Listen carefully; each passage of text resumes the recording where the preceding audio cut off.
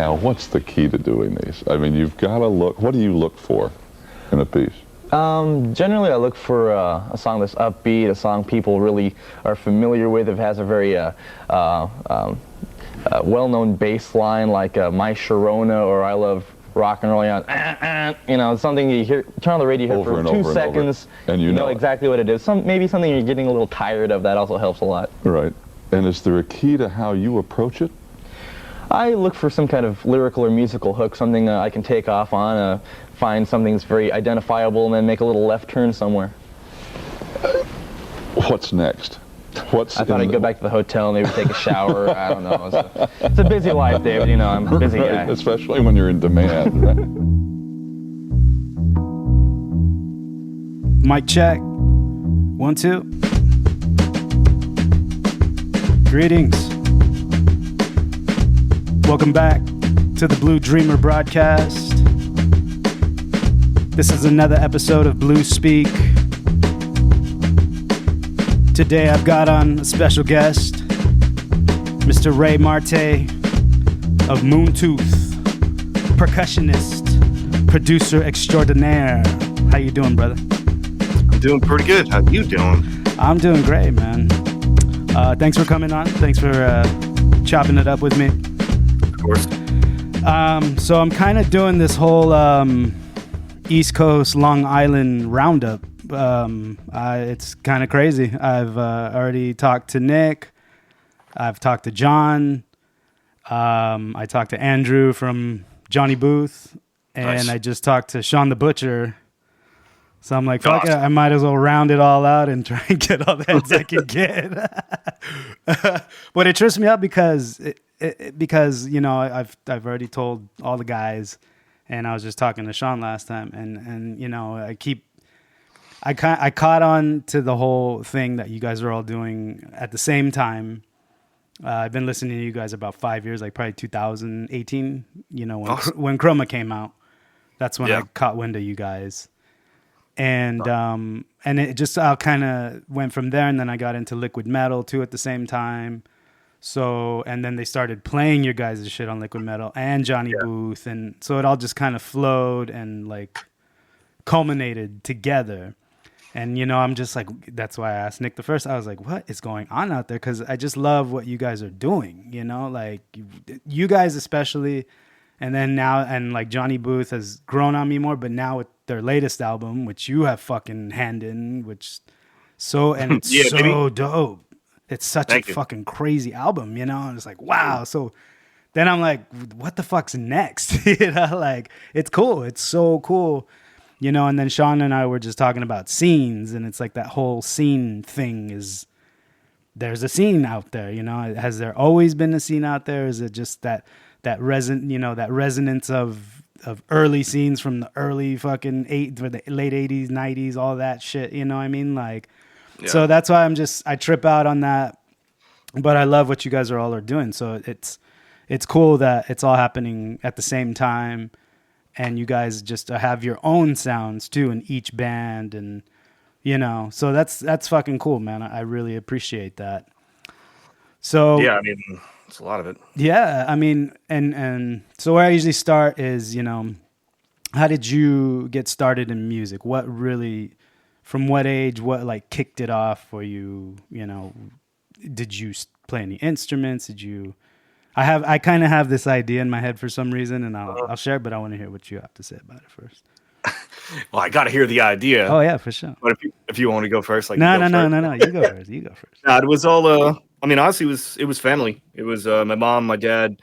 Mom played guitar, my dad played guitar, and then my sister, who's 5 years older than me. I'm 35 now, so she started playing guitar. And I just got obsessed with music pretty early on. Like there was always like, I don't know, Zeppelin and Stevie Ray Vaughan and like a bunch of other artists just playing in the house at all times. Yeah. So I kind of got a grasp on that. I mean, I don't remember like the aha moment kind of, but my first moment was, you know, I wanted to get into an instrument, and I was like, it would be stupid to play guitar right off the bat because there's already everybody three people doing it. Yeah. Everybody and their mother, including my mother and my father and my sister. Yeah. I was like, all right, I got to play drums so like me and my sister can jam. Yeah. and I was at my uncle's house, my dad's brother, and he had this 1968 Ludwig drum set up Nice. in the attic. Nice. So I walked up there. I was like, "Wait, you have a drum set up there?" I think it was like 8, I think, Nice. in my memory. And I started banging around on it, and I was like, "Can I have this?" Like for a little while. I'm not gonna keep it. Yeah. And he was like, "Yeah, of course, you can borrow it." And Yeah. then, within, I mean, time frame when I'm that old obviously is kind of hard to remember, but like within a little while, Yeah. my folks bought me, like a good starter drum set, and I started just going crazy and taking lessons from when I was about 8 or 9. God, imagine if you had that Ludwig still, though, man. Fuck. Well, what a funny great story. kid! What a great kid to start on, man. I do still have it. Oh, there you go. Years later, probably about maybe 6 or 7 years ago, I hit him up because I was like, "Hey, listen, like for my recording studio, Fall Recording Company, shameless plug, plug. What I say, pludge, Pludge it all up, pludge it all over, pludging it, just pludge it."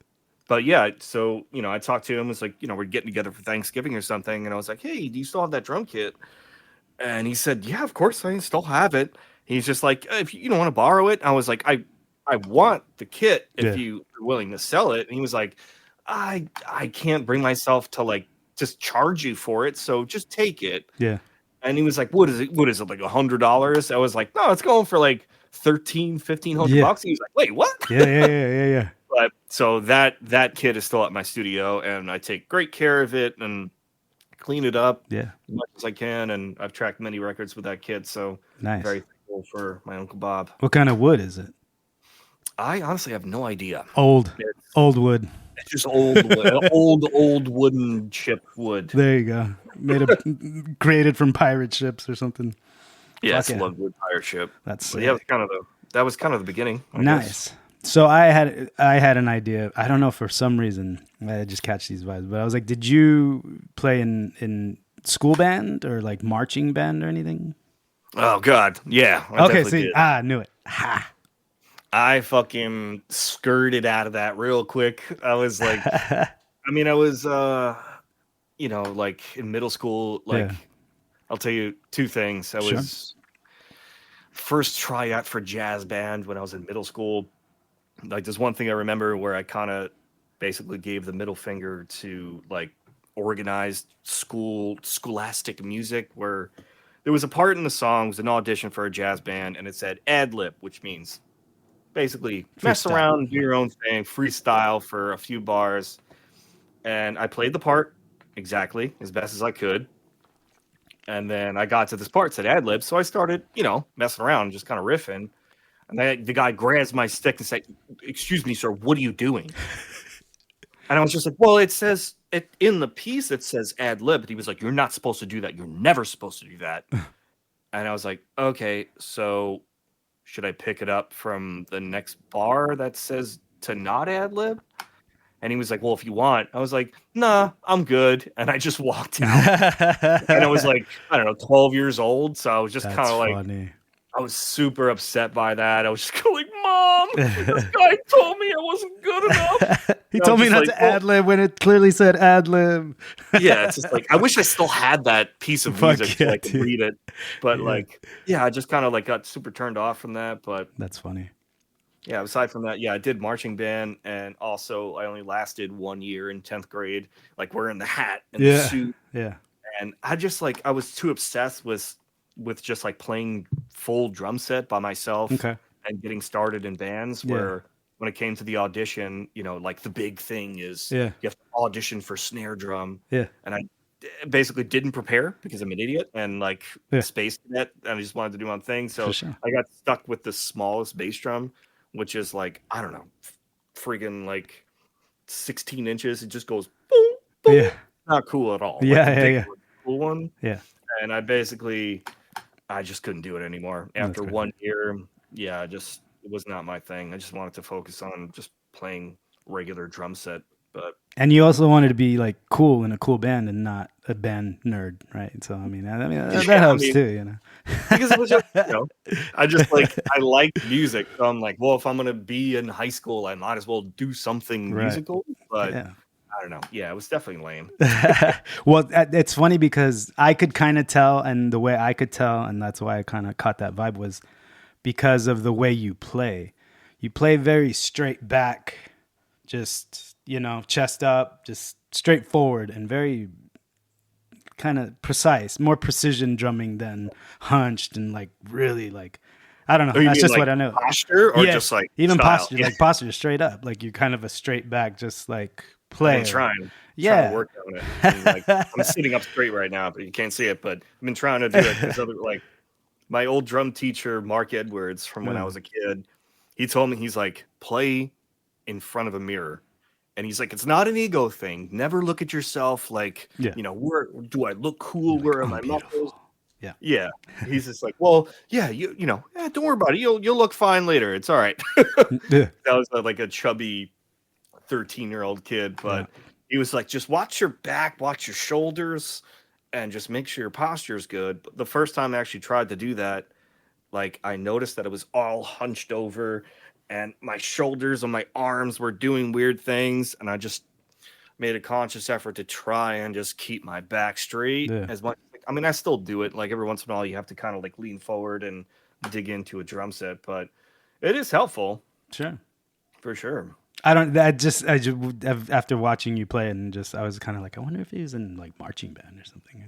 That's just what it made me. I don't know. That's why I caught it. I was like, oh, okay, respect. Okay, I see that. Yeah, that's cool. So, what was the first band you were in?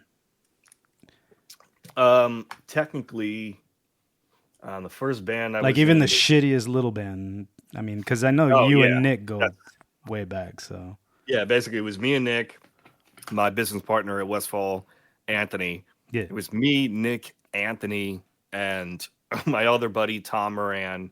So it was 3 guitar players, a bass player, and I was on drums, and my other friend at the time, Mike Starzyski. So it was called Incision, and it was basically just like all of our friends wanted to start a band, and then after that, it slowly started to kind of fork off into who wants to do heavier stuff, who wants to do kind of heavy stuff, but not that much. So Incision, technically, but in Exemption is like my first real band. So it's me, Nick, and my buddy Tom Moran. So he was on bass and vocals, Nick on guitar, I'm on drums. And that took us a lot of places. We did some early on tours when we were like 19, 20, and did like East Coast stuff. And that was the first, I guess, like real band, if you want to put quotations on it or whatever. Yeah. Right, kind of the beginning of the journey. Yeah. Like to where you are now, anyway. Yeah, exactly. Yeah, that's cool, man. That's super cool. So where did production start for you? Like, at what stage did you really wanted to be production minded as far as recording and producing and stuff? It started when I was 12, the same age, where around there, where me and my dad and my family used to go to Allman Brothers concerts, and he used to bring. Do you remember mini disc players? Yeah. Little mini disc players. So he used to bring that and a stereo mic to record Allman Brothers shows, like at the Beacon. Damn, so you had it in from the get-go. You're one of those kids. I'm very lucky. Fuck yeah, that's so sick, dude. I love it. But I used to use that, it wasn't crazy expensive. No. It was just one little MIDI player with like a stereo output. But he was like, oh, why don't you, record your band? And we were doing Green Day covers and like writing songs that basically sounded like the same shit as Green Day. Right.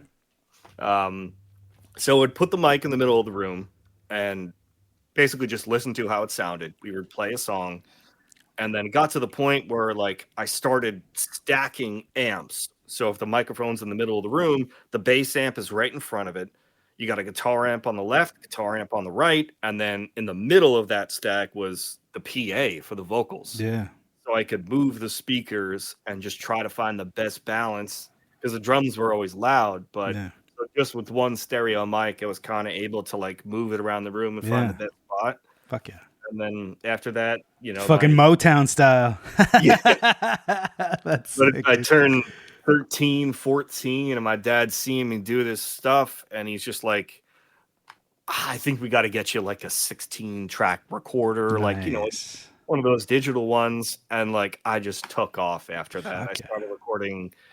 I would just record my own drums, bass, guitars, and never vocals, really. I'm never like, I can do background vocals, but I've never really been like a lyricist or a poet or anything. I can Okay. hear melodies as a producer, but so basically that's where it kind of all started off, recording covers of Frantic in 2003, like after Saint Anger came out. Nice. I would do that and like Lamb of God songs and just do it from start to finish and try to play all this stuff. And Yeah. But you started with analog gear, basically. it was like, as it was digital, but it was like as analog as you can get. Like, you can't copy paste, Right. or if you did, you would have to go into this weird menu and say from 2.00076 to Right. 3.75. I never ended up doing it. It was really annoying. So it's like, just play it the whole way through, and hopefully it will be okay. Right. Right. It was a good way to learn. And what age did you say? When did you start doing that? Or like, I'd say, yeah, it was more like 14, 15 so you were when still I young. started. Yeah. Yeah, Because when I I've started. always been into production too. Nothing,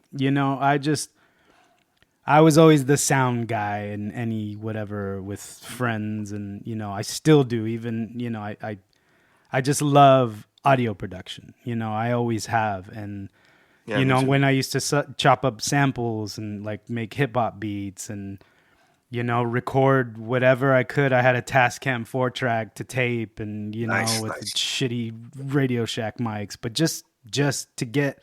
I mean, the first time I ever recorded a demo was in the first band that I was in, and my friend's like, dude, my mom gave me this karaoke machine and it had dual deck, and he's like, can we do something with this? I was like, do you have a microphone? He's like, no. I was like, do you have headphones? He's like, yeah. I was like, let's use the headphones. And we recorded just through fucking headphones as the mic. You And can our plug first it in. demo was I love that. microphone, and it was our first demo. We just put it out. We're like, fuck it, dude. Like, it was the only. They're like, oh shit, this sounds good. I was like, no, it doesn't, but fuck it, it's okay.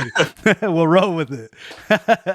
Yeah, I mean, that was my early stuff. Was like, I mean, I'm so thankful for my parents. For sure. Just for starting me off. I mean, they got me, this amazing machine. To me, it was just like, this is the end of the world, of like, this is the best thing in the world. And I used that machine, until I was like 19 or so, and still after that, which to me, obviously from 14 to 19 feels like 20 years when you're young. But yeah, I used everything I could out of that, and like an SM57, like that was on everything. Yeah. It was or whatever the cheaper microphones were. Like, it's one thing I kind of wanted to stress, I guess, for a lot of the people that are getting into recording. It's like, you can use the best of the best and still fail. Yep.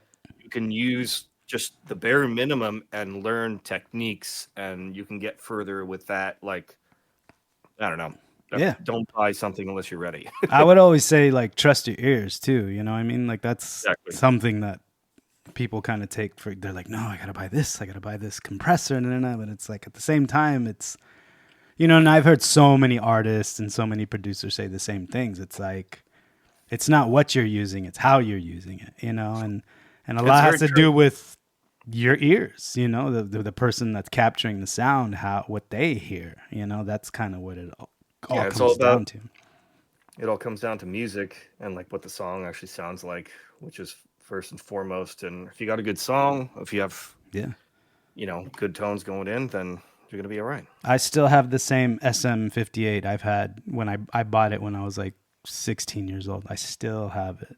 You still nice. I still have it. Dense and funky foam inside. And anytime I use it, I'll use it for the podcast. I'm like, just don't smell the mic, dude. It's just weird breaths. And yeah, like, whatever you do, don't smell the mic, okay? Just talk into it, but don't smell it. It's got like 30 I feel years. like I can smell it from here. 30 years of I know that funk. smell. I got to keep the funk in there, man. It keeps the grooves going, you know what I'm saying? not to go off topic, but like I had before, like I bought my own vocal mic for like live Moontooth shows. Yeah. Because I, do background vocals on like I don't know, like 2 or 3 songs, like very sparingly, very spare stuff. But the first time I did it, I hit a microphone and somebody had ate like a Jolly Rancher or something, and my lips got stuck to the microphone. Oh, that's It just nasty. came off in this like really weird way, and like I try to get rid of it. Of course, what do? You like lick your lips, and it tasted so sweet, but also like beer and just breath and farts and whatever. Yeah. It was brutal. Well, just playing clubs, you know what I mean? It's like Yeah. use a club mic, and then after a while, you know, I'd heard people be like, "Buy your own mic and take your own mic." And That's I the was like, best okay. investment you can make. Yeah, for real. Any Or young even just bands out your there, own really pay attention. Buy your own fucking 58 and take it Yeah. with you everywhere you go. And yeah, see, I still have mine right here. Same one, OG. Like Let me see 30, it again. 30 years old. Oh, it's got the proper the dent dent. on it. Nice. It's kind of got an Makes it sound better. orange tinge to it now. Orange. It's hooked up. I could literally like buy a new ball and change it, but like, nah, it's got No, it's got character it's the character. It's the vibe. for sure. So okay, so how did you start getting into your studio? When did that start? Westfall Recordings. Yes. .com. Yeah. Thanks for the plug. Book now. But yeah, it was after I graduated high school, when I was doing stuff in my parents' house, which once again, Yeah. thank God for them. But got to the point where I graduated high school and my mom said, "Hey, you going to school?" I was like, "I don't know. I kind of want to do this. I kind of want to record and produce." She's like, "Oh, do you have a job?" I was like, not yet. Okay, well, you got to pick one. This is what's happening, so figure it out. Wow. And I remember sitting there, like where I'm from, Long Island, like Nassau Community College is kind of like the base of, where people go to get like a liberal arts degree or whatever. Right. So I did like a SRT program there, studio recording technology. Nice. Bunch of good people there, but I was still recording bands on the side, and the most that I got out of it, because they started real basic. It was like, here's a microphone cable, here's a guitar cable. Most I got out of it was like talking to my teacher, Kevin Kelly, at the time. I think he might be still there, or he might be on his way out. I don't really remember, but great dude. And I would show up 15, 20 minutes early. I would show him mixes. Like he would come to my car and check out things that I'm working on. And that gave me a lot of feedback of, what to improve on. But then after that year program, I was basically just jumping right into full studio work because my business partner, Anthony Lepardo, he was interning at the studio called Killingsworth. Okay. And then turned into Westfall shortly after that. There Nice. was another guy, Tomas, who used to play in a band called Diffuser, still does. But so basically, we started working together at 19 and immediately just jumped right into recording local bands. Wow. And it was a big learning curve for sure, because it's a lot different when you have more gear at your disposal. But that was the first thing that just made me realize like I could do this forever. Yeah. I don't want to do anything else. Like, please just let me record bands forever. So were you renting there and there was gear there, or how did it start? Like the actual studio and setup and everything? Like, did you take over something that was already there? Or is it like, how does it work? So when we were that age, it was kind of like I would say it was just like a barbershop deal. Okay. Where like basically we give a percentage to the boss. boss. Yeah. And like we get to do whatever we want. Me and Anthony get to produce how we want to produce and engineer and mix. And then he says, "Cool, sounds great. Give me a cut." And then we're out. So we weren't responsible for rent or anything. Right.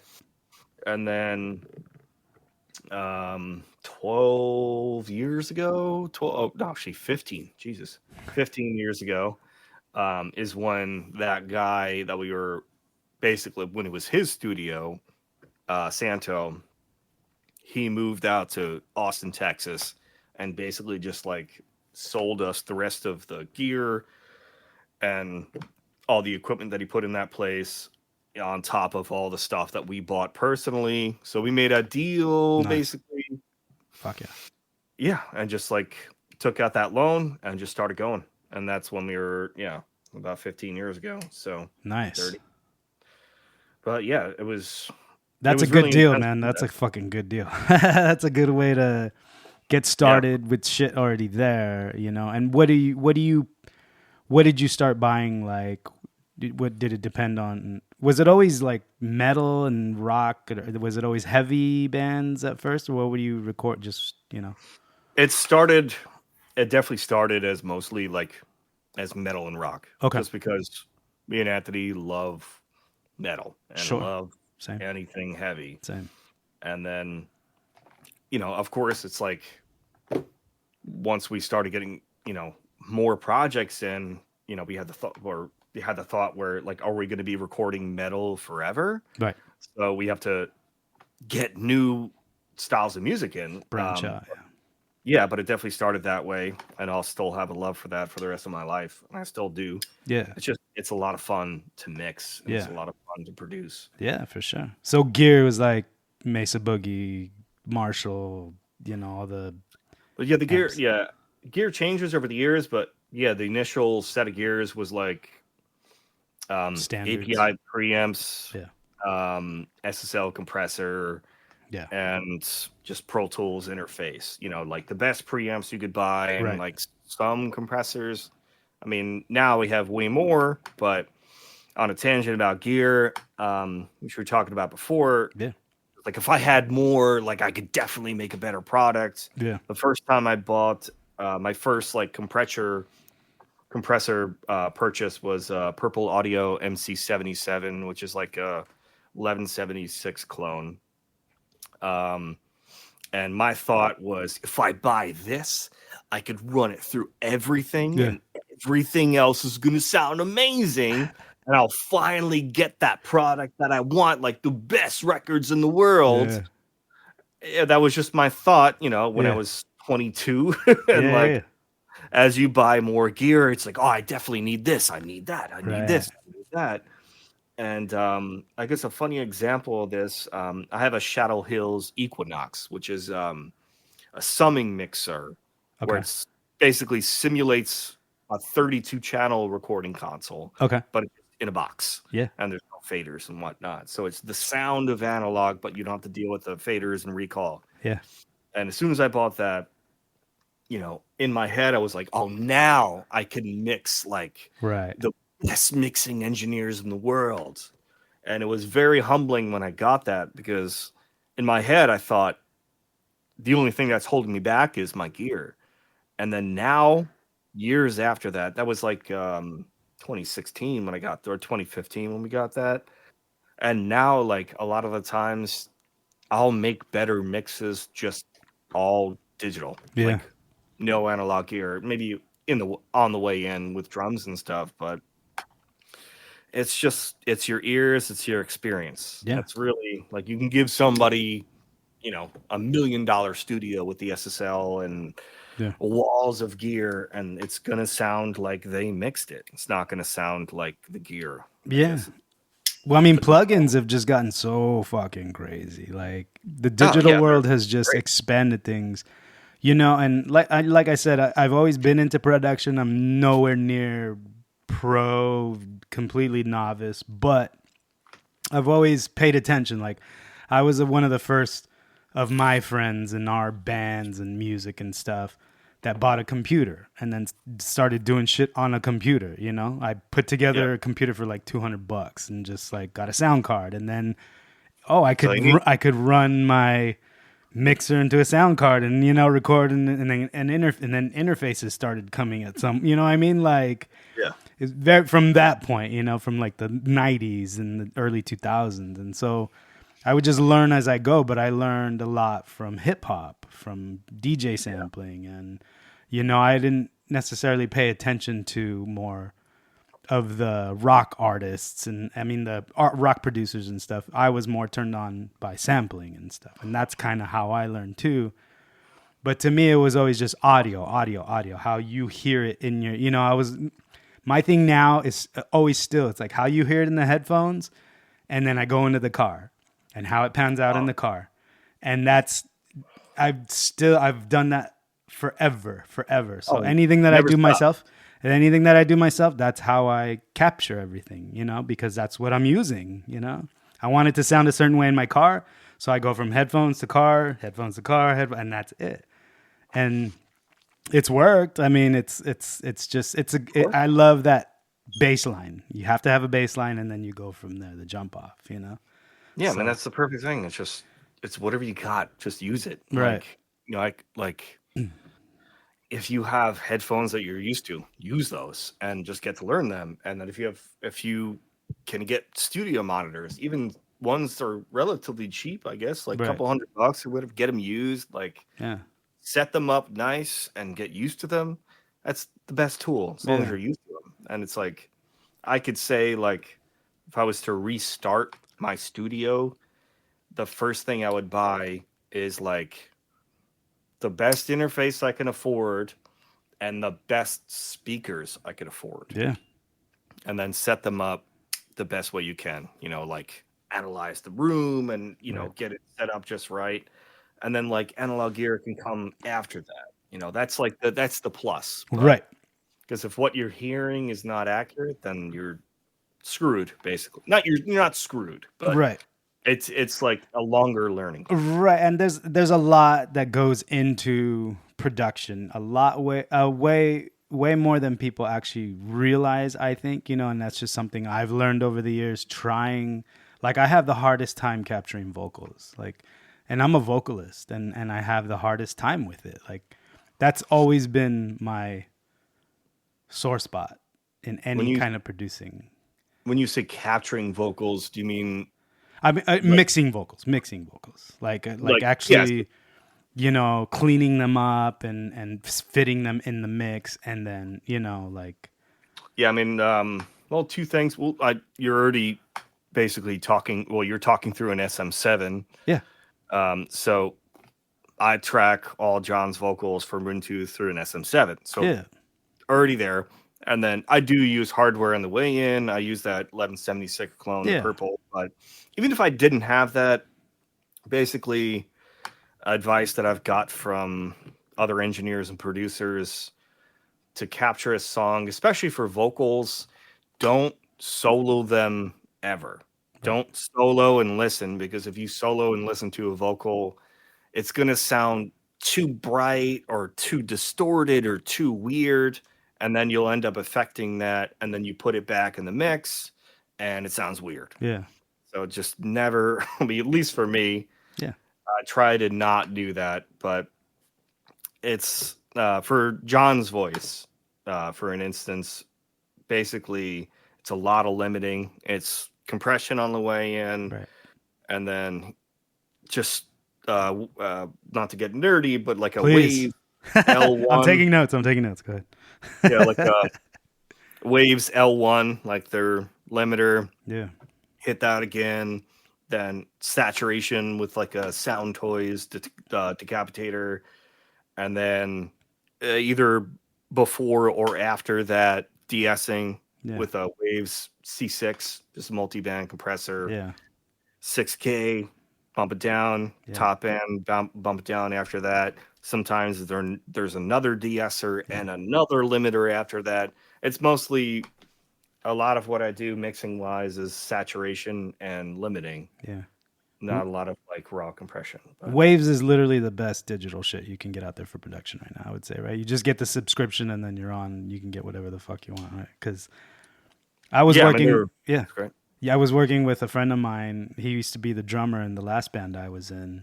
And he does his own production. He's got a studio and he does production.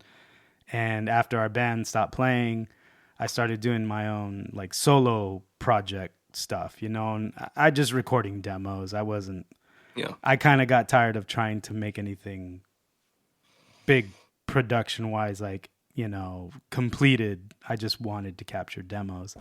And I would send them to him, and I was like, oh, what do you think? He's like, oh, dude, I like it. I was like, all right, cool. Like, can we record? And he's like, yeah. And I sent him the stuff. I went to record with him, and I just did the guitars and the vocals, and he did the drums and the bass. Mm-hmm. And he just made it. When I heard the finished thing, I was like, oh, and I was like, it sounded so great. But he swears he just loves waves, and he was using all the same, so he knows he's got the production mind, and I think it does take a certain mentality. It's not anybody can do it. Trust me, I've tried, and I don't think I have the patience sometimes, or I'm easily discouraged or something. But I'm more of an idea guy as far as like songwriting and I mean, that's a producer's ear right there. I mean, like what you're saying is what you want to hear, right? And then, I mean, old school shit was like a producer says, hey, I want these drums to sound like it's exploding in a cave and whatever. And then you got 5 engineers running around like, how are we supposed to do this? I don't know. Right. And like, some producers are very disconnected to the audio part of it, the engineering part of it rather. But, of now modern day stuff, most people are producer, engineer, mastering. Like, yeah. Well, it trips me out how many albums are coming out now with all programmed drums. And they sound good, but, I'm a fan of the old school shit. I mean, it sounds good, but... Yeah, I mean, trust me, as a drummer, it's frustrating, but I do understand it because if people are asking me like, oh, I want to get some good drum sounds in my house. And I'm like, all right, well, you could probably get, I don't know, thousands of dollars worth of gear and microphones and like good room and mic placement and this and that. Either that or just record it at a studio.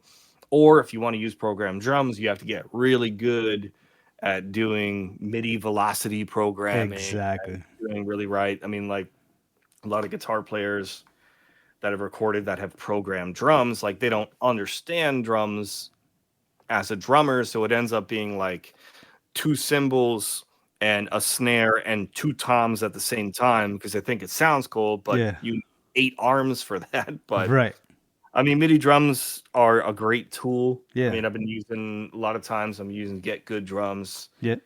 One Kit Wonder Metal, which I feel like a lot of people use, or Easy Drummer stuff. And I use it for demos for sure. Like at my apartment where I'm at now, I do a lot of demos here too. I have KRK 5-inch monitors. Like I have this whole studio that I could use, but a lot of times I just want to get out of the studio and just kind of do my own thing. But and that's what I'm saying. I mean, for demoing and stuff, it's cool, but for full productions, like on the way out, like it's all, and they're using programmed drums the whole album. It's like, okay, but that's where we are now. That's the thing too, is I've seen the evolution of production the whole way through. You know what I mean? I got in on the tail end of analog when digital started coming out, and now it's just like oversaturation. I mean, if you know how to use a tool, it's good for you. That's all, and that's any tool for any person that knows how to use a tool, But there's just so much shit out there. That's what's crazy. And it's like, man, I'm just like, man, I'm fucking old because now all this shit's on computers.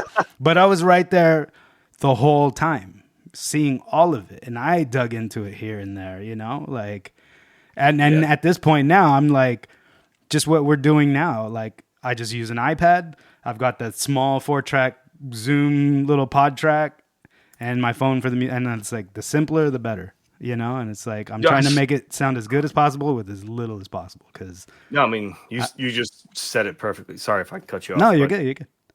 You just said it perfectly because a lot of times what I want to do is I want to get creative as fast as possible. Exactly. And that's a huge tool that we have as like modern engineers and producers. You can literally just download like the same stuff that I use as a producer and you can get going fast. I would tell people not to get everything, like pick a small batch of plugins or something, but you can get going fast. And like I'll use the same plugin over and over and over again just because if I have a move that I want to make in a mix or something, it's the guitar is too dull. Pull up EQ, SSL EQ, whatever, make it brighter, done, and forget about it.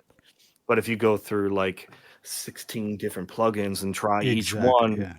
at least not when you're mixing, you could do that beforehand, but Yeah. Well, I mean, and experience also has a lot to lend to what comes out on the back. You know what I mean? So, like I said, I just appreciate production. I appreciate all aspects of music, you know, and I've tried to at least dip my toes into something of any part of anything for whatever reason, because I love all of it, you know, and I wouldn't say I'm the best producer, but I got some good ears. I've got good ears for shit, you know? So I've been a DJ. I spun records. I've recorded bands. I've done a little bit of everything just because I appreciate it, you know? So let's talk about your drums, man. oh boy. Yeah. What are you playing right now? Right now, it's still the same kit that I've been playing live. It's a Precision Drum Company acrylic kit. Okay. 24-inch bass drum by Scene, and then 12 and 16 toms. It's very basic, but I love the way it sounds, and I might change it up at some point, but it just works really well. Nice. I love the way it sounds. If it ain't broke, right? Yeah, exactly. And Cymbals is Sabian, all Sabian. They've been very kind to endorse me. Fuck yeah.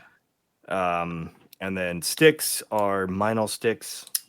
Same thing. When I first got the Meinl sticks, when they first reached out, they were like, "Hey, we're going to send you a bunch of 5B sticks. Like, let us know what you think." And I was kind of like, "Oh, I don't even know Meinl made sticks. Like, what's going on here?" And because I've been approached by like a few other like stick companies, and like I really wasn't, I just couldn't get behind it. Okay. And then, you know, when you're on, like, if you're gigging or if you're just practicing, you have all your sticks in a bundle. Yeah. And like, You just grab whatever. just grab whatever. Yeah. And that was my main thing. Like, when I got the sticks in from Meinl, I marked them like, all right, cool. So here's 5 pairs. I marked them like, you know, green, yellow, whatever, and marked each pair. And then I just mixed them all up and started grabbing sticks. And they were all the same weight, the same feel. Yeah. Because I did have that problem with the Vic Firth where I wasn't endorsed by them or anything, but I was playing Vic Firth previously where you would get a heavy pair that's matched and nice, and then you would buy 4 or 5 more or 10 more pairs, and you would get like a really light pair. So if you mix them together, you would end up like a tree trunk on your left hand and a feather on your right hand. Yeah. Like, it was a pretty big difference, which is why I wanted to move away from just buying Vic Firth stuff. But when I got the Meinl stuff, mixed them up, everything was perfect. I called the guy like within an hour. I was just like, yeah, absolutely, we're good. I was like, I'll just buy these. Like, well, what do you want to do? Yeah. He's like, oh yeah, I'll send you a few pairs. Don't worry about it. They've been very, very nice. That's cool, man. But so I just have a question. I don't know, for some reason, and I don't mean to be offensive, and I'm not trying to be offensive or anything, but I feel like go for it. Yeah. I feel like drums is kind of second. Is production first? Like, is it that you're so used to drumming? Because you're a sick ass drummer. You're very like Thank you. Yeah, no, and I mean that. But I want to talk. And your production is, you know, you're doing great things. You really are, and I hear all of it. And that's why, like, I'm telling you, even up to the new Johnny Booth, I'm like, fuck, dude, Ray's is fucking killing. Like, you're killing. I love it, dude. But then when I watch you play and I hear Moontooth, I'm like, fuck, dude, like, you're so dope, dude. You're so technical, but like clean and just fucking straightforward, and your grooves are just, oh man, you're just, I'm telling you, bro, like I love what you're doing, you know, I really do, and I really appreciate it. Like, I get it, you know, because I love bands like Pantera and fucking, like, I love Vinnie Paul, and I love fucking, you know, Danny Carey, and like, I hear all that shit in you too, you know, like, you have your own sound and your own way of doing things, you know, and that's what I'm saying when I pay attention to production too. Like, you know, I hear bands do recordings, and even if I really like the band, if I hear a shitty recording, I'm just like, like it turns me off. I'm like, bummer. fuck, I don't listen to this album because I don't like the way it's. I just, and that's just me. That's just my ears. That's the way I catch shit, And That's most people. I mean, that's people that don't know music and then don't know anything about production. If they hear something that sounds good, they don't know why it sounds good, right, but they want to listen to it. They don't know why. right, And like people like us that are getting into production, like we know why records sound good right. on an engineering perspective and production. But as far, the question you asked, like saying is like, is it production first or drumming Yeah. first? Like, I'll say that I mix and produce and engineer more than I play drums. Sure. Unfortunately, Sure. I mean, a lot of times, like, I do play drums on people's records pretty often, but Okay. it's sucks to say, but it's like if I'm home and we're not touring and not doing anything, like I'm working on music, like I'll playing guitar and writing songs on guitar for Yeah. Ubuntu, but that's what my normal Yeah. day-to-day job is. Yeah. If I could just play drums every day, 8 hours a day, Yeah. I'd be a monster. Yeah. No, but that's what I'm saying. And that's what I mean. Like, I'm not trying to be offensive. Like, you play Oh, no, it's guitar, not offensive you at all. write Yeah. songs, you create ideas, you create structures, you create. That's and that's what I meant. That's what I'm saying like that. But at the same time, when you play drums, you're playing shit that I don't hear anybody else playing. So it's the ideas. It means a lot. It's what goes with this and this and this, and then you are the one that can actually capture all the shit and make it sound a certain fuck. That's crazy. Like that's I don't know a lot of people that can really do that, the way you're doing it right now, So I get it, and I respect that a lot, and so that's and that's all, and that's who am I? But still, I'm just saying that's fucking. No, I mean it's cool as it always fuck. means a lot. Yeah, it always means a lot. Like, it's That's why I couldn't wait to fucking meet you guys when you actually finally came out to San Diego in fucking October. I was like geeking out. I was like, oh shit. They're like, oh, hang out. I was like, really? Okay. It's just, and not to be like a leech or anything, but it was just like, fuck, like I got questions, So now even to talk to you guys, it's cool because these are genuine questions. Like, I always ask, like, whenever. I don't care. Yeah. Like, I just love to talk to people about music because, like, I mean, there's, especially with like production stuff and like mixing and engineering, like there's only like a small handful of people that I can talk to because I don't know, there's this fucking stigma with producing and engineering where like people are very competitive. Sure. Because I'd love to talk to other, mixing engineers, but I just feel like sometimes people are very standoffish about it, where it's just like, all right, well, maybe we're a competitor and I don't really want to share my secrets and blah, exactly. blah, blah. Yeah. And it's just like, Okay. I've said it, it's like whatever. Okay, whatever. Because there's all this stuff available on YouTube and on social media where I could take like Chris Lord Alge, like one of the most famous mixing engineers of all time. I could take his setup, like all the gear that he uses, and it's not going to sound like his mix. It's just like, I don't care what secrets he gives away. It's his ear. It's just whatever that person wants to do. Right. It is the ears, and that I think that's something that people don't get. It's the individual. It's not always what they're using. It's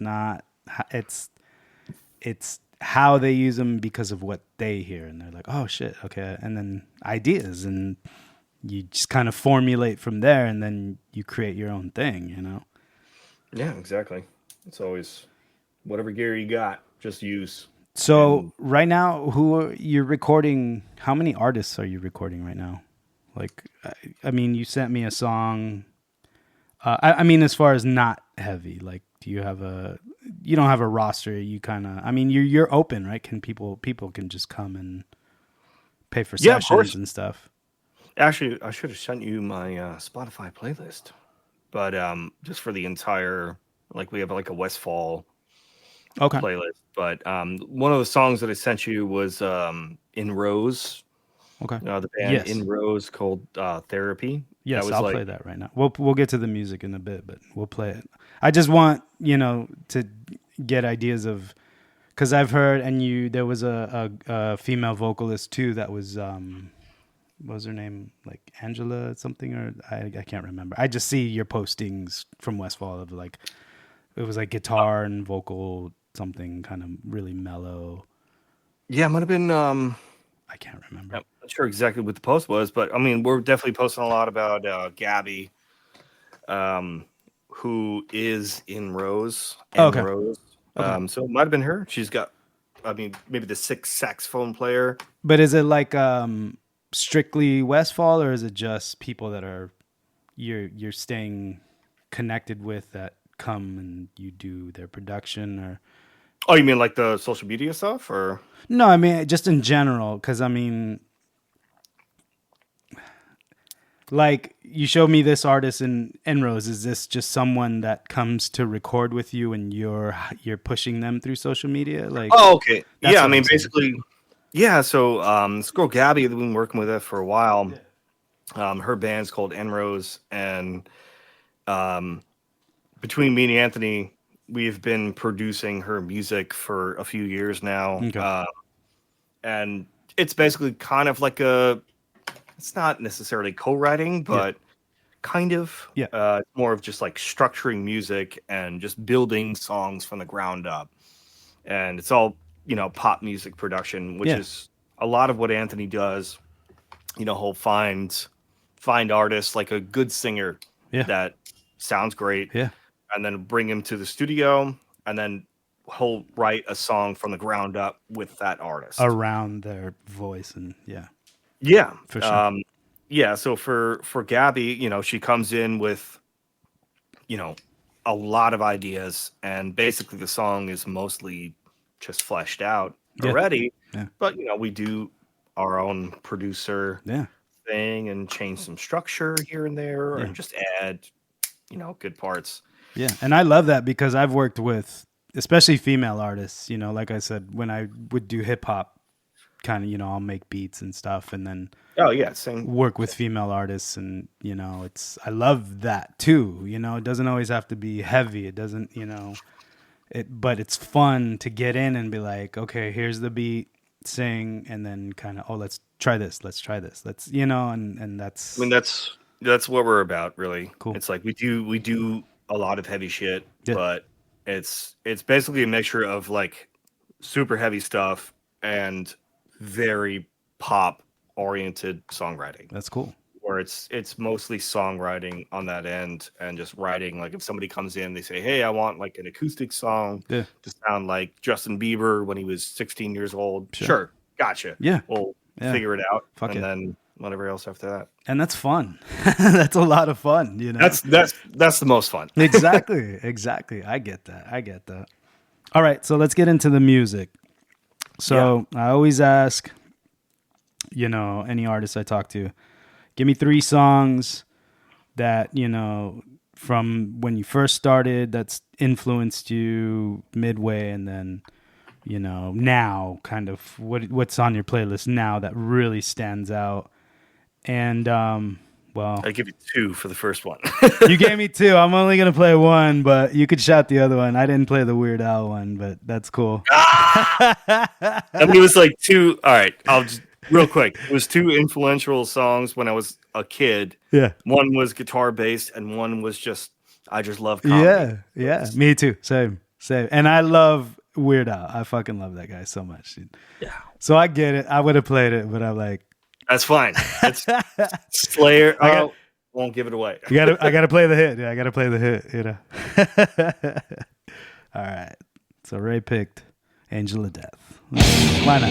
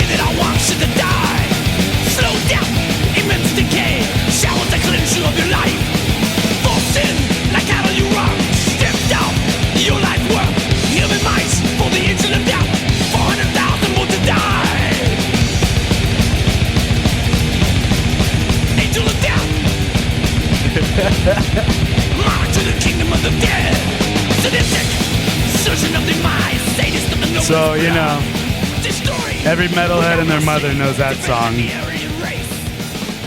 But Blasphemous, I was never a Slayer fan. I never got into Slayer. Ever.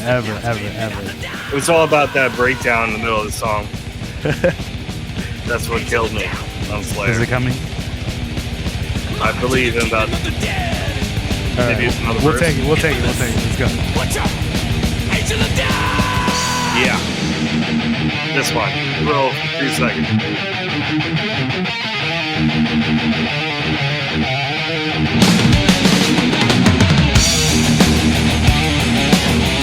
Yeah, that's the vibe.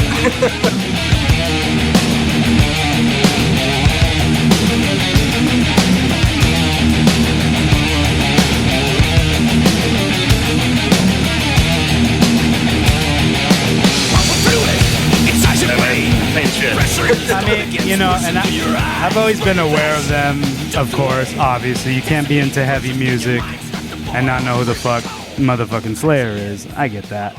But I just... sorry, go ahead. No. I just caught on, like, I got into heavy music through, like, Nirvana. You know what I mean? Like, I didn't grow up with metal or anything or have, you know, when I got into my first band with one of my really good friends that I'm still friends with, he showed me heavy music. He showed me Slayer. He showed me Machine Head. He showed me, you know, like Clutch and, you know, all this stuff. And I was just like, what is this? I was like, okay, fuck. Now I got, you know, and then we got into Korn and Deftones and, of course, you know, but I gravitated towards what I gravitated towards, you know, and Slayer was just like, eh. But then Pantera came and I was like, oh, okay. Oh, I like that, you know, and that break reminded me of fucking Pantera. Right? I was like, oh, I could hear fucking Dimebag doing that shit right there.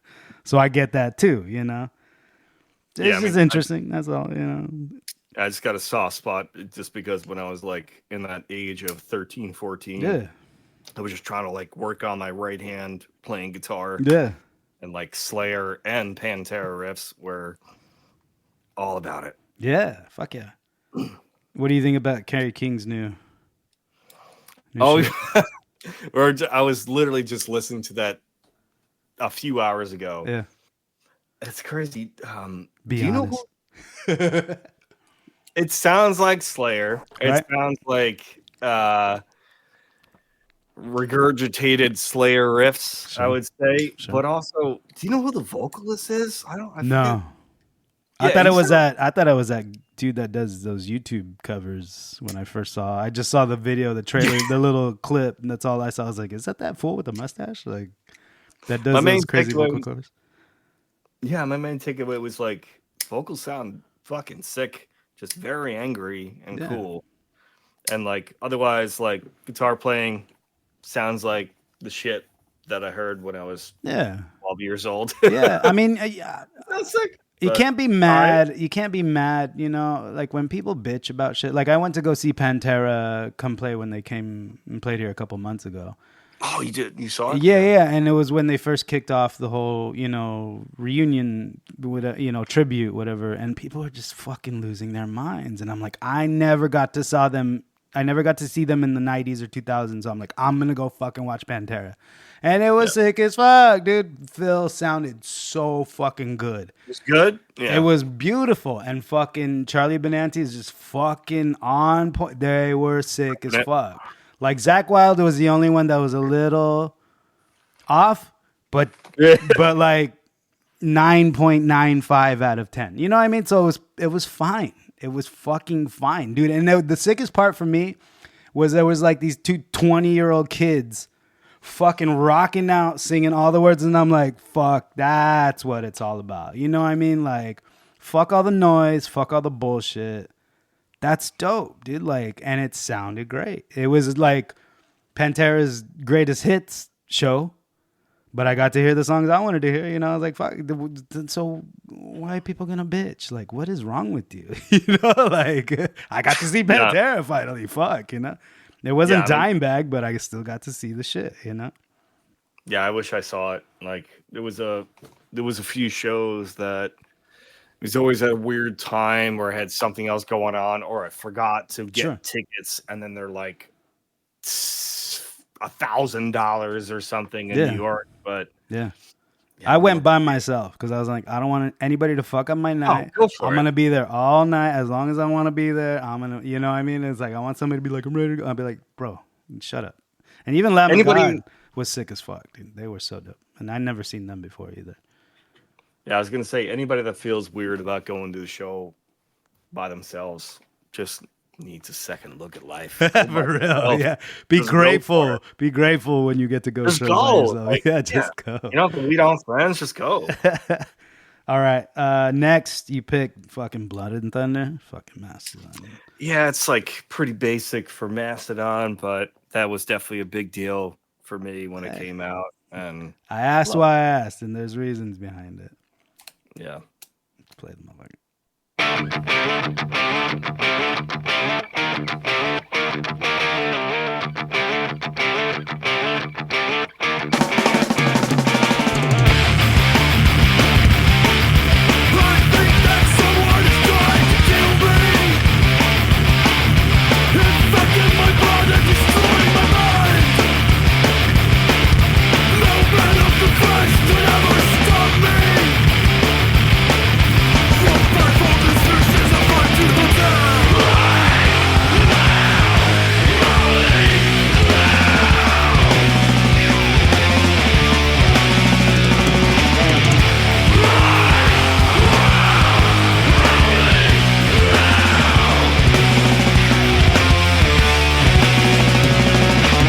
I love watching people air drum to this song.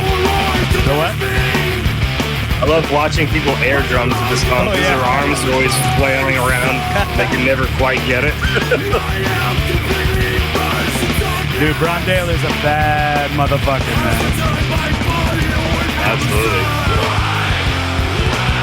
Snare fills for days. Fills on fills on fills.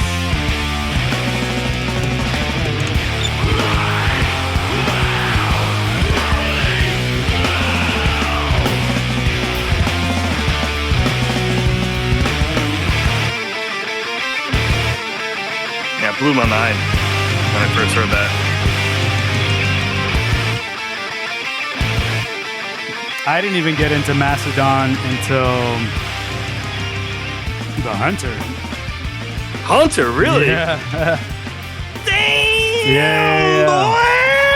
boy! I'm telling you, I'm late to all this shit, bro. Like, Nah, that's fine. The Hunter was like the first record for me and Nick where it was like, is this shit?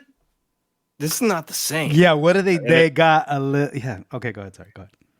No, it was like a little like, oh, this is not the same Mastodon that we know. Right. And then after like a month or so, I was like, all right, well, what are they going to do the same record over and over again? Right. Like, I respect what they did. They're artists. I love it. Yeah. And my favorite album is, shit, what's that one? Is it Crack the Sky? No. No, I'm more newer. Not the last one they did, but oh my God, what is it called? I want to call it the Sultan. What is it called? Sultan Sand? Well, that's a song off. No, Jesus, why can't I think of it? Something of Sand. Oh my God, I need to. Emperor of Emperor of Sand. Yes, Jesus. Yeah, there That she is. album, I love that album. great. It just hits all the right feels for me, and like, to me, that's like a good just front to back album. I love that It's album. good. Yeah, it's great. I mean, like the last I heard- one that they did, but it's kind of like Emperor Sand Part 2. Like, you know, just yeah. Yeah. But like I said, I'm not the biggest man. I mean, I'm a bigger fan now, but I didn't catch on till late. But Emperor Sand, just I love that. And even just the production in it, like it's so good, man. Yeah, it's definitely their production got better as the years went on. Yeah, and just Bron, the way he sings, and like, oh my God, dude, I love that the way he sings and his voice. And then when him and Troy just fucking mesh, and they're a great band because everybody plays their part. Yeah, definitely. I mean, super I remember fucking hearing like an old story when they first went on tour where they lost their vocalist and they just had to, like, Troy just had to like growl and Yeah. do something as Yeah. a vocalist. Yeah. So that's why I like a lot of the earlier stuff was just yeah. Yeah. Like it's like kind of hard to understand the lyrics, but Yeah. some of it was not lyrics. Yeah. I mean, by the time they did the releases, they were kind of finalized, but And that's why I kind of appreciate where I caught them, because they were more refined and more, you know what I mean? Like, I caught onto them at a more progressive point, you know, like definitely more refined. so I think that made me appreciate them more, to where if I would have heard that earlier stuff, I would have been like, nah, it's just not my style. That's all, you know? And yeah, I know. It's definitely weird, and it's a lot to take in at first, for sure. I was like, as a kid, just listening to guitar stuff. So yeah, for sure. and drum stuff. So it's like the vocals were like, all right, whatever. Yeah. And Brent Hines is just a bad motherfucker, dude. I fucking love that guy so much.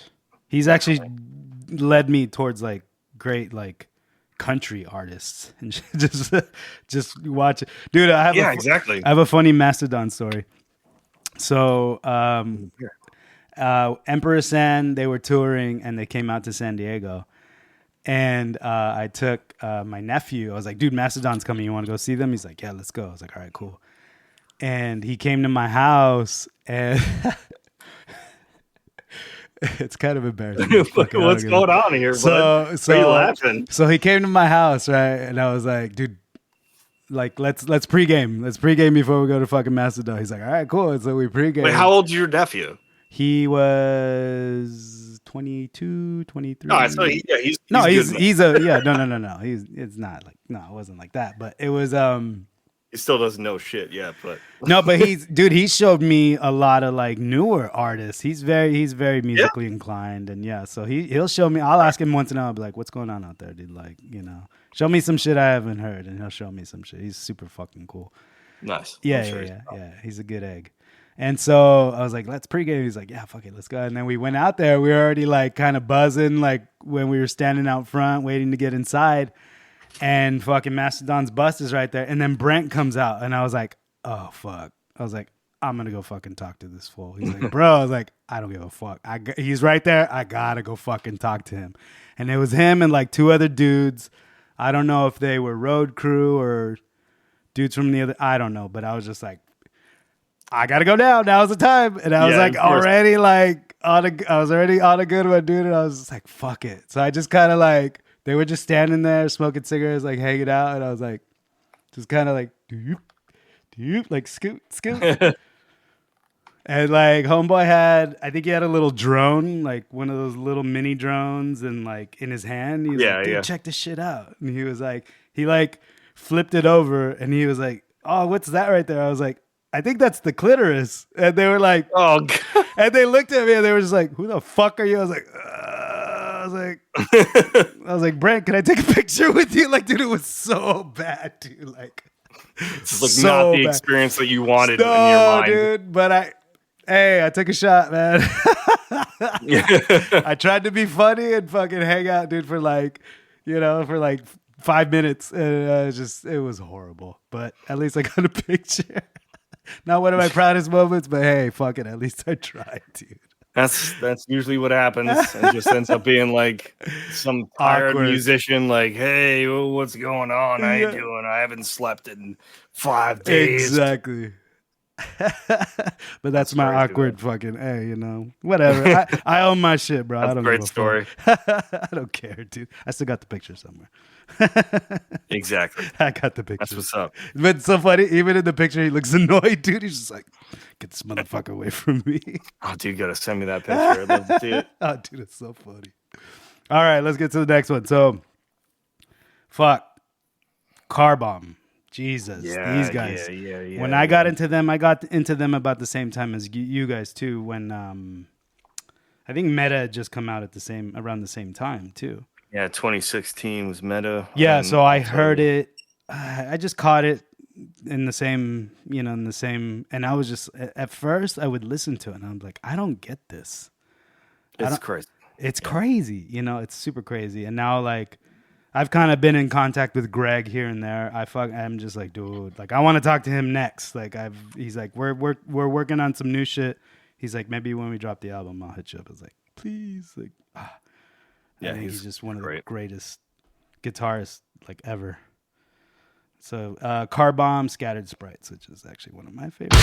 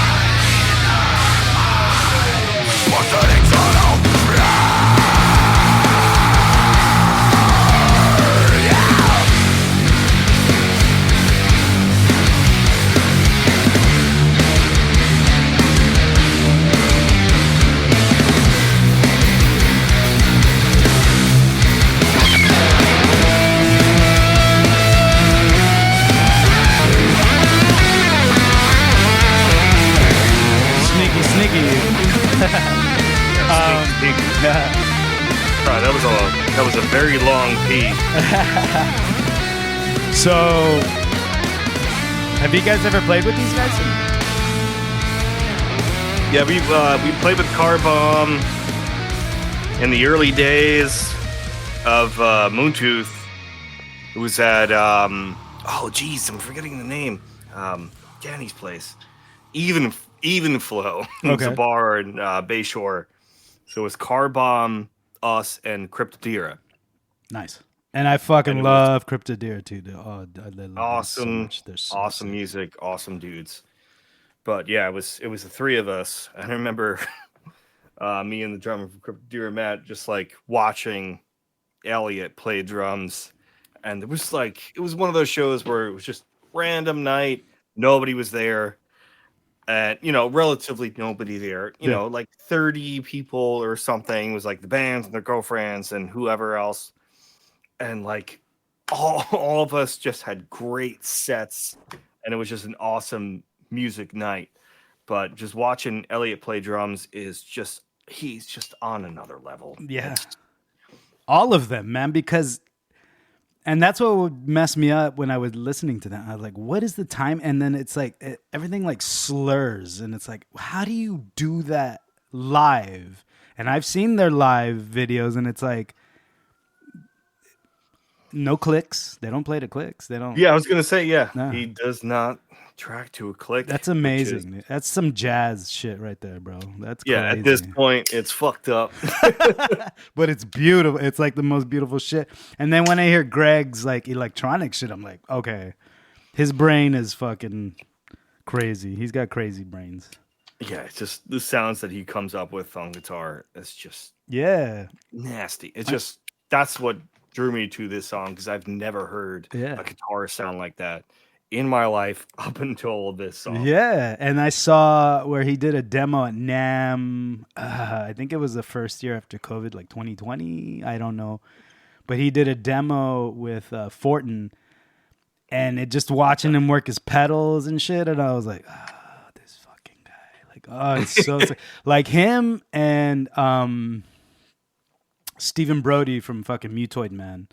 Oh, They're the same, yeah, and they were using the same fucking that pitch shifting for pedal, and I was just like, "You motherfuckers!" Like it's so I love trickery when I catch it. You know, I'm a big fan of pedal trickery and just effect trickery in general. You know, it's so cool. Yeah, I love Mutoid Man. We played only one show with them, but it was at St. Vitus in Brooklyn. I think it was like 2017, but. Yeah. Steve Brodsky's awesome guy, and then when he got into Quicksand, I was like, "What?" Like when they announced it, I was like, "Oh, dude, perfect guy to fucking have in fucking Quicksand, dude." Like, yeah, of course, great combo. Quicksand shit sounds great. All right, so I asked you to pick the Moontooth song. You picked Ebb and Flow off Goons. Let's go.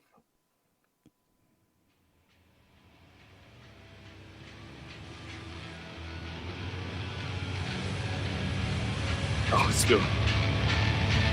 It's coming.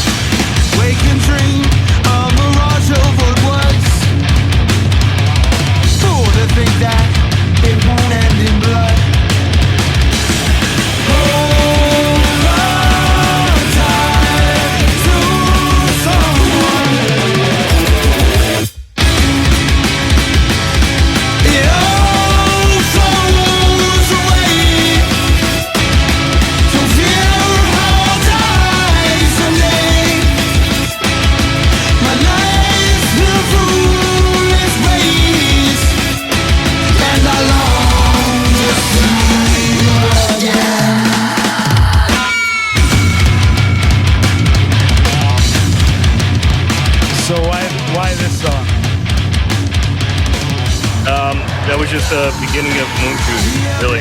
Okay. So you recorded this one as well, right? This was all you? Yeah. See, that's what I'm saying, bro. And forever ago, but... So what trips me out is with Moontooth, and then after talking to to John and to Nick, like, well, especially Nick, but he, it's just the fact that you write for this band and then you record the band and then it sounds the way it fucking sounds. That shit blows my mind. Like, because it's just like, I'm like, if somebody be like, oh, they suck, I would choke them. I'd be like, no, you don't understand what the fuck is going on here. Like, and that's just the nerd. That's the music nerd in me. But I get it. It's so amazing, And then John's progression too, And I had asked Nick first. I was kind of like, when did John come into play? And then like, I was like, when I first heard his voice, and it was off Chroma. I didn't hear this one after. I heard this after Chroma, and then I found this one, Yeah. And I was like, John just hits me like an R&B singer, and he's like, funny thing. And then I talked to John, and he's like, funny thing. And I was like, fuck. So I'm like, you guys captured all of my favorite sounds and then made a fucking rock band out of it. And that's why it's like, I geek out so hard but I get it, you know, like Trying to do some dumb shit that like is not supposed to be done, I guess. At least that's exactly. what we thought. It was just like, all right, we got a blues singer, Yeah. we got like a bunch of metal people, and then Vin's like, he's more like alternative and like he loves Death Cab, and which I do love Death Cab too. Sure. That's a spot for them, but like just the four of us together, like just make this weirdo stuff. Yeah. Maybe it was meant for me. I don't know. Like, cause I'm like, God damn, like, wow. It's definitely been a problem. I'm People sorry. just go, what is this like? Exactly. I don't And know, that's it's not heavy enough. It's not like it's too heavy. I don't know what's going on. no, and you sent me Crux too, and I played Crux with Nick. That's why I didn't play that one. But that's literally when I heard I heard Crux. We picked the same song. Oh, I forgot. Yeah. But that fucked me up, dude, because of the ending, and I played it because I was like, this is the first time I heard Nick on vocal. I mean, of course he has his little parts here, but he really but just the end of that fucking song is so heavy, and it's so like, that was the heaviest shit I had heard from you guys at that point. And I was like, boom, like sold, fucking signed, sealed, delivered. Like, I love to hear that because like we were at a point where we were like thinking about cutting that. no, And, like, how dare you? exactly. Like all right, it was just a nice clean song, and then like we heard like the full like demo that we did, which was just like, I don't know, we had like 4 or 5 or 6 demos in different structures, and this was the final one. Yeah. And like we heard that version, just like the rough demo, a couple of mics in the room, and I was like, oh, this is it. Like, don't change it. Like, let's not. Just this is it. It's done. Yeah. That's when we were working with Machine. Yeah. How did Mark and Machine? Did Mark have any input in that, or no, or just Machine? Like, how did? Oh yeah, I mean, basically, it was like when we were working with Mark Morton from Lamb of God, and Machine, the producer, Eugene, the Machine. Eugene the Machine. Yeah, for that song in particular, like it was basically like the version that we gave them was really not finished. It was like the whole ending was done. Like the Okay. that was done. Okay. That was already good. Okay. And then like the whole beginning was like there was a bunch of Interesting. other riffs and a bunch of other stuff that we hadn't finished, or at least finished as a group, and like we just ended up making it like soft, like intro verse chorus type of thing. Yeah. It was like a heavy riff in there a little bit, and then dipped out. We deleted that, and then we just made the chorus just the progression of the verse. So it started with the last part. You guys already had the ending down. Yeah, that was already done. Wow, like, that never changed. that's okay. That kind of blows my mind a little bit. Yeah, so that whole ending. I might need to cut this out because that's a little too much secrets you're giving away. No, I'm just kidding. I'm kidding. I'm being silly. I'm just saying because when I heard that song, dude, like when that album came out, I got it right. That fucking Friday it came out. I listened to the whole thing, but that song, like just the ending, just like I was like, fuck, like they went hard, And Actually, then go ahead. Sorry. Sorry, I'm feeling. No. Go ahead. Funny story about that, because we were releasing that on Bandcamp, and we were in, I think, Kentucky, and we forgot about the time change. Okay. We were like, all right, it's going to come out at midnight. Yeah. We're all good to go. We're like having beers and like, oh, let's do a shot. Like it's a great, it's an awesome atmosphere. Like, let's do it. Yeah. We're like, oh shit. There's a 2-hour time change. And we released it at 2 a.m. Eastern. Like it was 2 hours too late. That's funny. Because we're all hanging out and just like people are like, we're like watching the Moontooth email. This is before he got signed to Pure Noise, and people are like, "Hey, man! Like, I thought we were gonna get the record at midnight. Like, what's going on?" And we're like, "Oh my god!" Oops. Oops. Fuck yeah, dude. Yeah. Sorry. But literally, dude, that song, because Chroma, like when I heard Chroma, it was kind of weird to me at first, but it was just. Oh, dude, it's very weird. It's still weird to me. and even John's voice, the first thing that attracted me was Nick and his guitar playing because I'm a guitarist. But then and your drums, because I love rhythm and I love drums. John's voice was the hardest part for me to kind of latch onto. Yeah. Just whatever. That's just I got scientist brain, so I pick everything apart.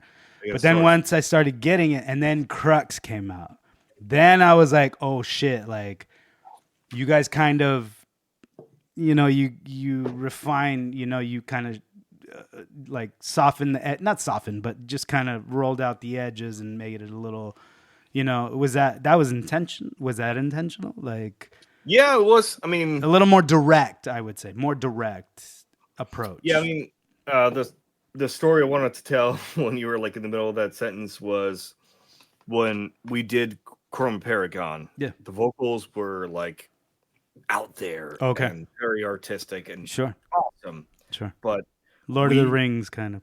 Exactly. But me and Nick wrote all those songs, and we just said, "Hey, John, write something to this," sure. Which is crazy, sure, because it's like the stuff that we did with that record with Chroma Paragon, like there's really not a lot of space for vocals that make sense. Sure. So that's why like it's just like it was almost impossible, which I was very happy with what John came up with. And I still to this day, like I can't believe that he did that because like we gave him no option basically. Yeah. We're like, all right, cool, here it is, figure it out. Sure. And with Crux, we worked together, and he was like, "Hey, I could use like 2 bars here, yeah, like a little bit more of a standard chord progression or something." Sure. Yeah. Yeah. So we ended up doing that a little more simple here, not so complicated. Yeah, so it's like we squeeze the complicated parts in like really cool sections, I guess, and then just like a verse or a chorus, like some nice chord progressions. Yeah. But yeah, with Chrome Paragon, he's a madman. Like the fact that he just filled in, he actually filled in that and like wrote vocals to that, like that was insane. Yeah. I would have like I listened back to some of those songs and I would have nothing. Yeah. I would have like nothing to write. Like if I as a vocalist, sure, just to kind of like rip through those songs, but because we've definitely gotten the bounce back of people being like, "Yeah, I don't really like the vocals," but it's like we didn't really give him a chance to write vocals to shine, yeah. Well, John's a bad motherfucker. You guys are all bad motherfuckers. He's actually, and that's great, and that's great, and that's why I'm saying like. It was hard. It wasn't hard, but it was just different for me at first. And I was kind of like, okay, I get all the groove. I get all the riffs. I get that. But John's vocals, so maybe that's why. But then once Crux came out and I heard like Trust and Omega Days, and I was just like, but then when I heard Crux, I was like, fuck, okay, now you guys just hit me like in the chest. You guys kicked me in the chest. And it was Nick. It was Nick fucking just growled. And I was like, this is what I want to hear, bro. Like it was great. It was fucking great, dude. Great. You guys are doing a great job, just so you know. We got more shit coming. Excellent. Okay, so last song I'm going to play one more. Let's play the N Rose so we can hear some Westfall represent. Let's represent Westfall a little bit right here. This is N Rose Therapy. What you want to say? Anything? All right, let's go. I mean, I love this. I'm getting therapy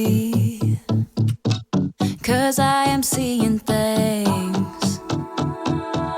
Only myself to blame. The wheels are turning the wrong way.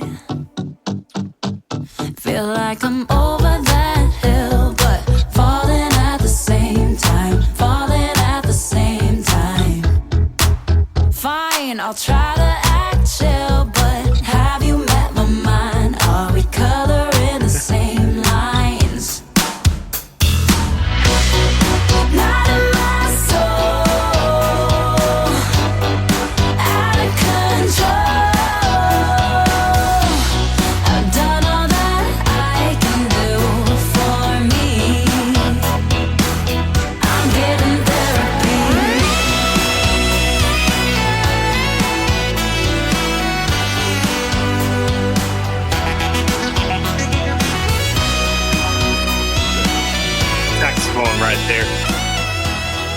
Does she actually play the saxophone? Is that what you said? Oh yeah, baby. Really? Yeah.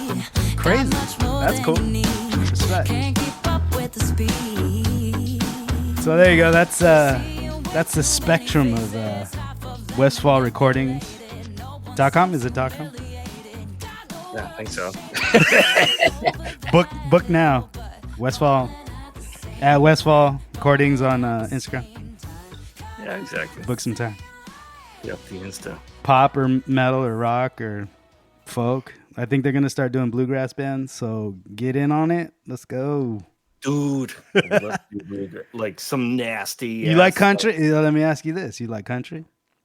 Yeah, I mean, like the same answer that every musician has, like good country, like sick bluegrass, like bluegrass. Bluegrass. I like bluegrass. Oh wait, no.